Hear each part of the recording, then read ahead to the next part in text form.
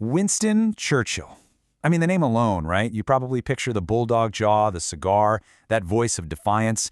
He's this monumental figure, almost more myth than man. A story we all think we have down cold. But how well do we really know him? I want you to look at this number, 1009. That's not just some random number. That's how many biographies have already been written about Churchill. 1009. So you gotta ask, right? After over 1,000 books, why in the world would anyone decide to write another one?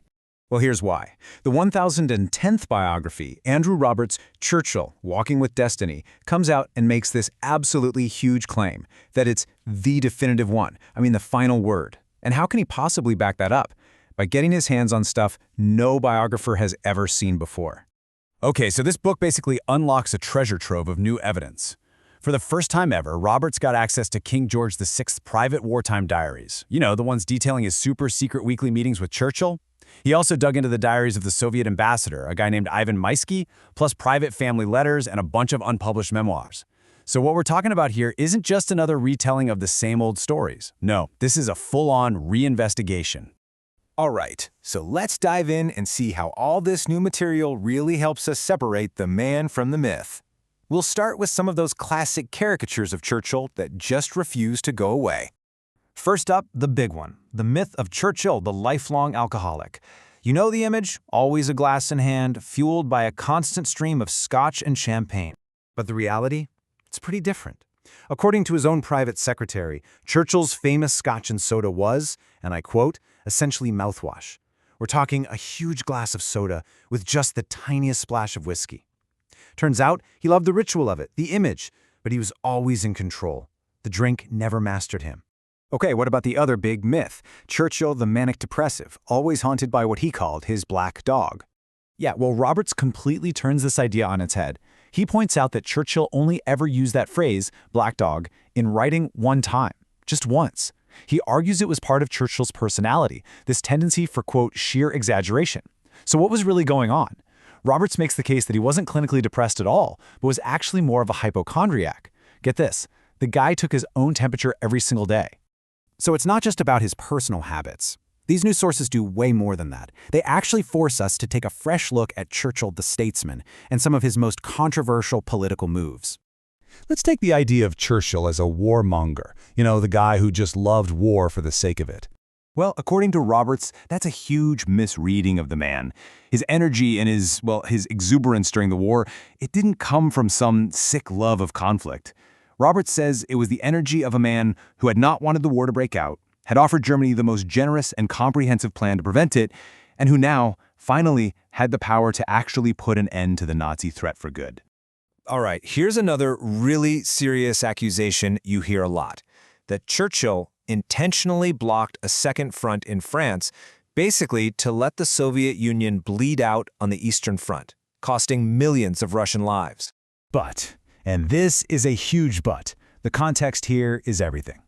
Roberts argues that the very phrase Second Front was basically Soviet propaganda. Why?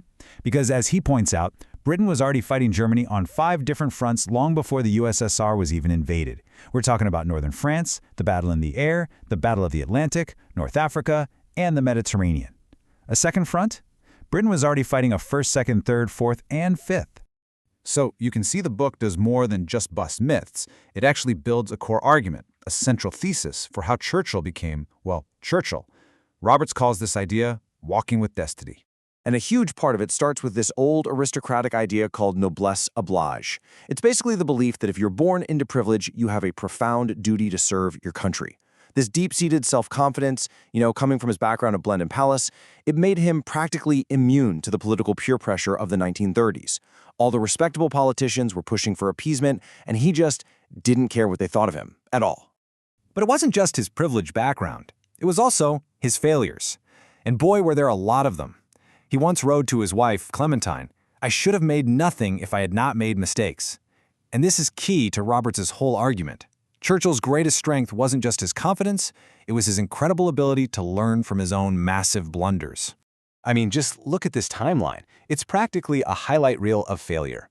The Gallipoli disaster in 1915, a total catastrophe. Rejoining the gold standard in 1925? A huge economic mistake. His bad call on the abdication crisis in '36? Each one was a massive public humiliation that would have ended most careers. But in Roberts's view, every single one of these failures was just practice, essential preparation for his finest hour in 1940. Let's just zero in on one example, Gallipoli. The blunder?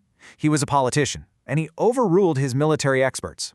And it led to an absolute catastrophe that almost destroyed him. But the lesson he took from it? A deep, ironclad conviction to never, ever make that same mistake again.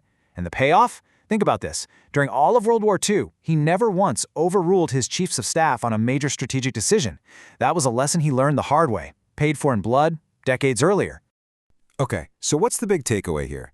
Why does this more complex, more human, and yeah, more flawed picture of Churchill even matter today?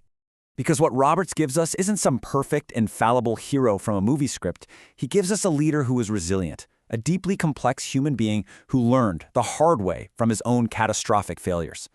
And let's be honest, in an age where we love to see things in black and white, simple heroes and simple villains, understanding that real leadership is actually messy and complicated, well, that's more important than ever. And getting this right is becoming pretty urgent. Check this out. A recent survey of British teenagers found that nearly half of them believed that Sherlock Holmes, a fictional detective, was a real person. At the same time, a shocking 1 in 5 think that Winston Churchill, the very real guy we've been talking about, was a fictional character.